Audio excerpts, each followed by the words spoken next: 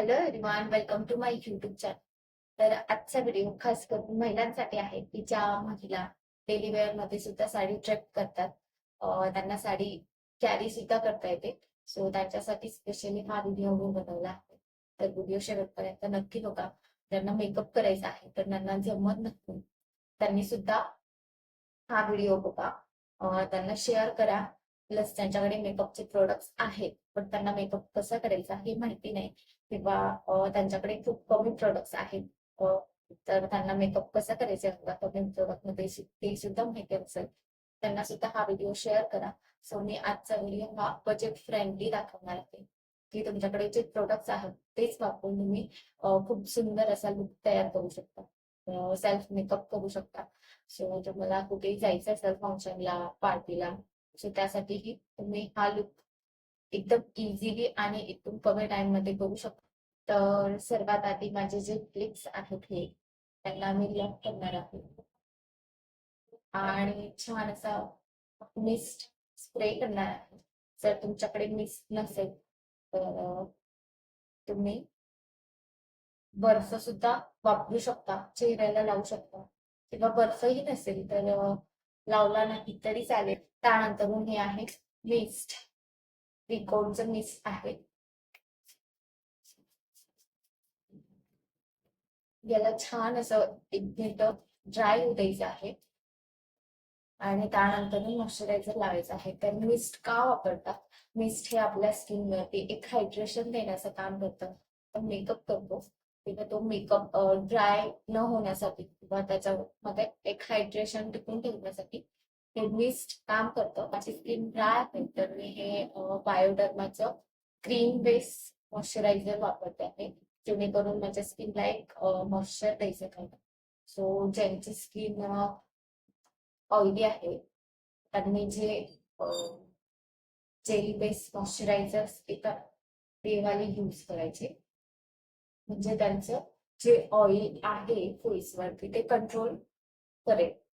Moisturiser छान असं पूर्ण फेस वरती स्प्रेड करायचं आहे. माझी डस्की स्किन आहे. जर तुमची फेअर स्किन असेल तर तुम्ही कोणतं फाउंडेशन यूज करायचं ते सुद्धा मी तुम्हाला सांगेल. प्रत्येक स्किन टोनचे फाउंडेशन्स वेगवेगळे शेड्स येतात स्किननुसार. जसे स्किन टोन असेल तसे शेड्स येतात. सो तशा पद्धतीनेच फाउंडेशन घ्यायचं, म्हणजे ते ब्लॅक पडत नाही, ग्रे पडत नाही, किंवा फिटल्यासारखा दिसत नाही. हे आहे इनसाइडचे पॅनल, एकदम अफोर्डेबल प्राइस मध्ये. तुम्हाला आधीच सांगितलं की एकदम बजेट फ्रेंडली मी तुम्ही सो हे तुम्ही अफोर्ड करू शकता. तर ते तुम्ही असं जिथे जिथे तुमचे जास्त ओपन पोर्स आहेत तिथे पण त्याला लावायचं आहे. फिट मसाज नाही करायचा, ड्रायव्हिंग नाही, फक्त असं टॅप टॅप करून स्प्रेड करून घ्यायचं आहे. प्रायमर कशासाठी लावता? जे आपले ओपन पोर्स असतात त्यांना ब्लॉक करण्यासाठी प्रायमर लावले जाते, जेणेकरून आपल्या फेस मध्ये जिथे फाउंडेशन लावणार असतो,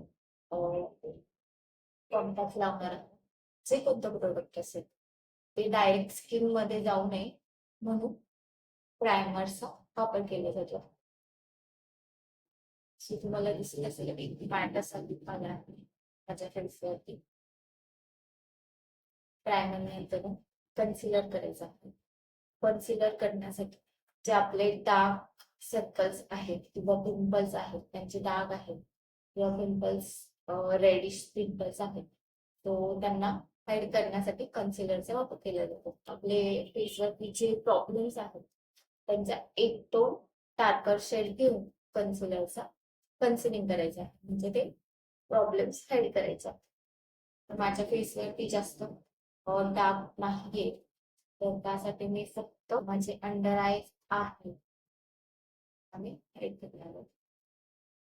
प्लस जो माझा माउथ पॅच आहे त्याला सुद्धा मी या कन्सिलरचे हाईड करणार आहे,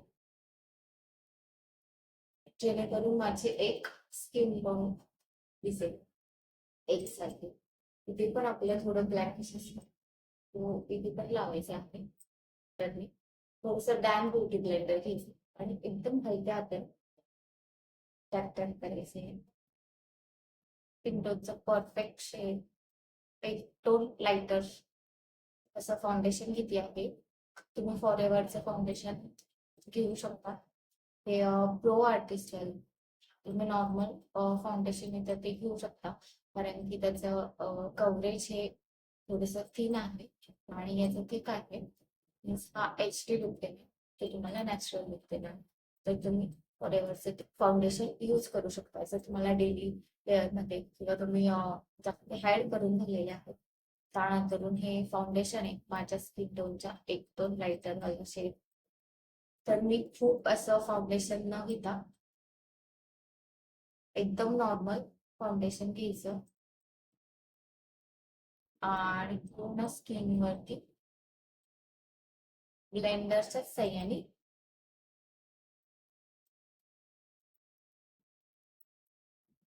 स्प्रेड करायचं. तो तुम्ही बघू शकता करायचं. ब्लेंडर हा खूप ओला करून घ्यायचा नाहीये. ते ब्लेंडर ओला असलं खूप, त्याच्यामधून पाणी निघत असेल आणि तसेच तुम्ही ब्लेंड करत राहाल तर फाउंडेशन सगळं त्या ब्लेंडरला लागू नये आणि फेसवरती फाउंडेशनची पॅच पॅच सुद्धा दिसते. ब्लेंडर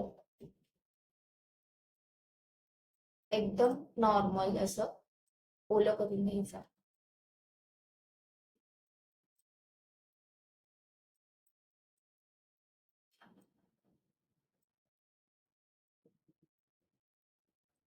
म्हणजे माझ्या आय पॉइंटला हायलाइट करणार आहे थोडस. एक आपल्या स्किन टोन 2 किंवा 3 शेड, लाइटर शेड घ्यायचा आहे आणि अशा पद्धतीने हायलाइट करायचं आहे. आपला हाय लाईट वाल्या पॉइंट्स वरती सिधी आपलं फॉरहेड आहे मिडल वालं.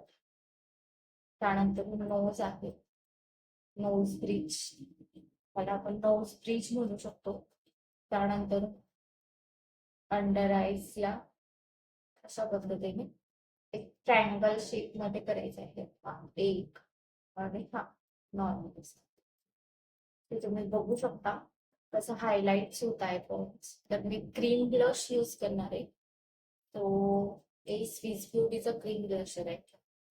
मी बारीक असल्यामुळे माझे चीक दिसत नाहीये, सो माझे जे ऍपल चिक्स आहेत त्याच्यावरती मी ब्लशर करणार, जेणेकरून माझे चिक्स उठून दिसतील.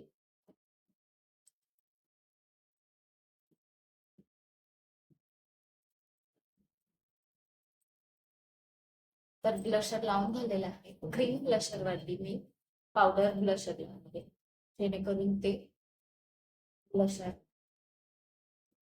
पॅक राहील.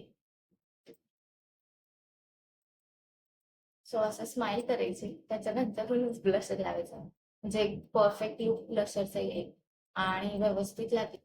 आय मेकअप सुद्धा मी एकदम कमी, तुमच्याकडे जर आय शॅडोचं पॅलेट असेल, ब्लशर नसेल, तर आय शॅडो पॅलेट मधला ब्लशर करण्यासाठी कोणता शेड यूज करायचा, त्यामधले जे लाईट शेड आहेत जसे की ऑरेंज आणि हा एक शेड हा डार्क आहे, बट याला आणि याला मिक्स करून मग ब्लशर करायचा आहे.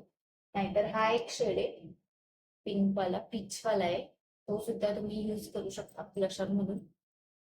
जे फाउंडेशन लावलंय, कन्सिलर लावलंय, त्याला लॉक करण्यासाठी ट्रान्सलुसंट पावडर घ्यायची आहे. ही स्विस ब्युटीची पावडर आहे ट्रान्सलुसंट. ही पण कमी किमतीमध्येच मिळणार तुम्हाला, तुम्ही यूज करू शकता. सो मी पफ वरती अशा पद्धतीने स्प्रेड करून आणि जे अंडर आय आहेत त्यांना आधी लॉक करणार आहे, म्हणजे तिथे क्रीज पडणार नाही. तुम्हाला वाटत असेल खूप पावडर लागली आहे, बट तसं नाहीये. ती ट्रान्सल्युसंट पावडर आहे. ट्रान्सल्युसंट म्हणजे ट्रान्सफर प्रूफ. सो आपण जे फाउंडेशन लावलंय त्याला ती मॅच होणार, ट्रान्सपरंट होणार. बेस लॉक झालाय. आता फक्त आय मेकअप आणि लिपस्टिक आयब्रो डिफाईन करण्यासाठी मी तुम्हाला आयब्रो डिफायनरच पाहिजे असं नाही. तुम्ही आयशॅडो पॅलेट मधनं सुद्धा तुमचे आयब्रोज डिफाईन करू शकता. एक स्पुली ब्रश घ्यायचा आहे. स्पुली ब्रश म्हणजे हा ब्रश माझ्याकडे मस्करा होता, तो पूर्ण ड्राय झालेला होता. तो मी वॉश करून आणि मग तो यूज करते आहे. ते तुम्ही अशा पद्धतीने यूज करू शकता. कोणत्याही आयशॅडो मध्ये ब्लॅक आयशॅडो येणारच. तो ब्लॅक आयशॅडो असा नॉर्मल घ्यायचा आहे. स्पुली ब्रशला थोडासा क्लीन करायचा आणि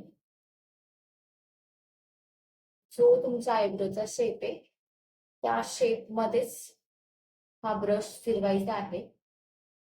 म्हणजे एक प्रॉपर शेप आयब्रोचा येईल. पातळ असतील खूप तर तुम्ही डेली सुद्धा अशा पद्धतीने आयब्रोज डिफाईन करू शकता.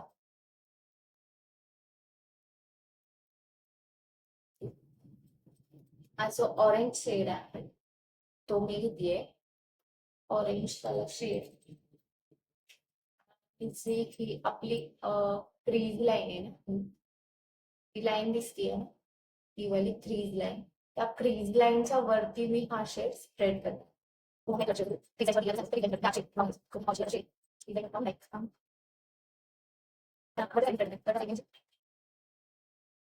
डार्क ब्राऊन वाला शेड आहे तो मी क्रीज लाईनच्या खाली स्प्रेड करते. क्रीज लाईनच्या खाली. ठीक आहे.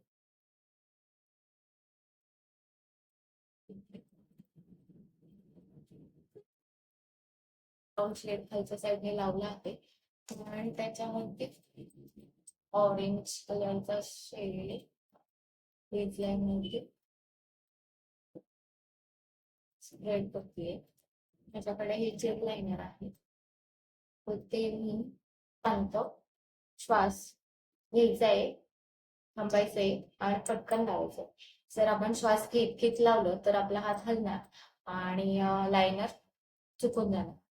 तो पूर्ण मेकअप हा लायनर वरती डिपेंड आहे. जर लायनर चुकलं आणि पूर्ण मेकअप छान आलेला आहे तर त्याचा काहीच फायदा नाही, कारण की लायनरमुळे पूर्ण मेकअप खराब दिसेल. सो लायनर व्यवस्थित लावायचं.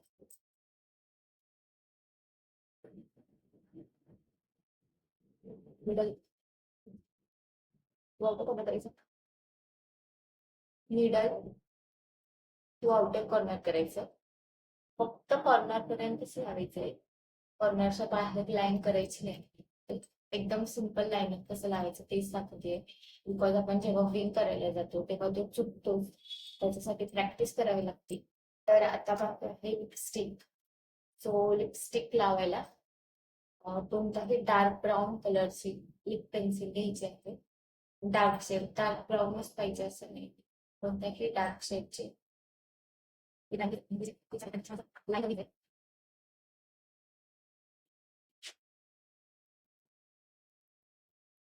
आणि मी त्याला मर्ज केलंय. एक न्यूड शेड लावणार आहे. सो मी माझ्याकडे फेसेस कॅनडाची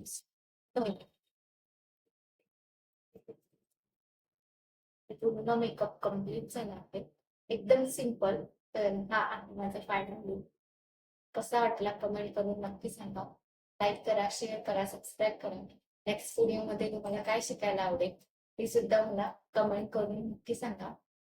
आणि ज्यांना स्पेशली मेकअप शिकायचा आहे त्यांनाही माझे व्हिडिओ शेअर करा. Thanks for watching.